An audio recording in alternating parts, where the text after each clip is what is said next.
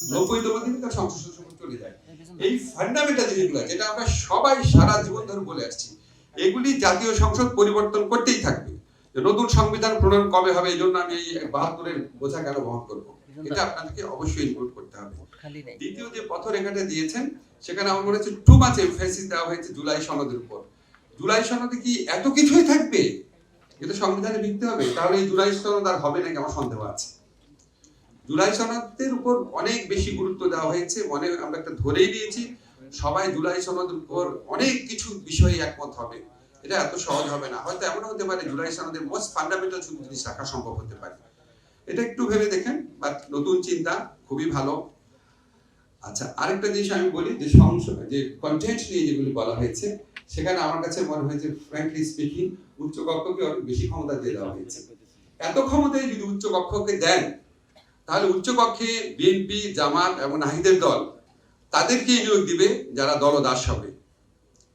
উচ্চকক্ষই যদি এত ক্ষমতাশালী হয়, বাংলাদেশের বর্তমান সংবিধানে একটা মাত্র ব্যক্তিকে স্বাধীনভাবে নিয়োগ করা যায়, হচ্ছে চিফ জাস্টিস। রাষ্ট্রপতি স্বাধীনভাবে নিয়োগ করতে পারে, এবং বাংলাদেশের সংবিধানে চিফ জাস্টিসের অসীম ক্ষমতা, মানে বাংলাদেশের চিফ জাস্টিসের ক্ষমতা সবচেয়ে বেশি প্রধানমন্ত্রীর পরে। চিফ জাস্টিসকে রাষ্ট্রপতি নিরপেক্ষভাবে নিয়োগ দিতে পারে। শুধুমাত্র এই কারণে আমার আমি কনস্টিটিউশন পড়াই প্রায় 20-25 বছর যাবত, শুধুমাত্র এই কারণে রাষ্ট্রপতি এবং প্রধান বিচারপতি এই দুইটা পদেই দাস শ্রেণীর লোকদেরকে নিয়োগ দেওয়া হয়। যে এত ক্ষমতা প্রধান বিচারপতি, যে কোনো বেঞ্চ উনি ভেঙে দিতে পারে, একা যে কোনো বেঞ্চ পুনর্গঠন করতে পারে। বিএনপি ক্ষমতায় সে কি করবে, আওয়ামী লীগ পন্থী যে জাজগুলো আছে ওদের সবচেয়ে আনইম্পর্টেন্ট বেঞ্চ দিবে, বা বেঞ্চই দিবে না। আর নিজেদের রিক্রুট যারা আছে তাদেরকে ফান্ডামেন্টাল রাইটস শোনার বা ক্রিমিনাল জুডিশনের বেঞ্চ ওগুলি দিবে, বাকিগুলোকে দিবে civil matters, company law matters, এরকম বাকি বেঞ্চই দিবে না। একটা লোক পুরা বাংলাদেশের সমস্ত মানুষের মানবাধিকারের বিচার কন্ট্রোল করতে পারে, একটা লোক, জাস্ট চিফ জাস্টিস। তা আমার আশঙ্কা হচ্ছে আপনি যদি এত ক্ষমতা উচ্চ কক্ষকে দিয়ে দেন, তখন উচ্চ কক্ষকে বিএনপি, এনসিপি, জামাত, অন্য যে কোনো দল, তারা এমন লোক নিয়োগ করবে যে আপনার ছায়া শুনলে বুঝতে পারবে কি করতে হবে। এত ক্ষমতা থাকা বোধহয় সম্ভবত ঠিক না। আরেকটা কথা বলি, একটু শেষ করি, এটা আমাদের সমাজের একটা ব্যাধি, আমি খুব সরি এটা বলতেছি। সেটা হচ্ছে আমরা মনে করি যে পৃথিবীর সমস্ত সলিউশন সংবিধানে আছে। আমি দেখলাম জুলাই গণঅভ্যুত্থানের উপর সবাই বলছে 72-এর সংবিধানের কারণে বাংলাদেশে এই অবস্থা হয়েছে, এই অবস্থা হয়েছে।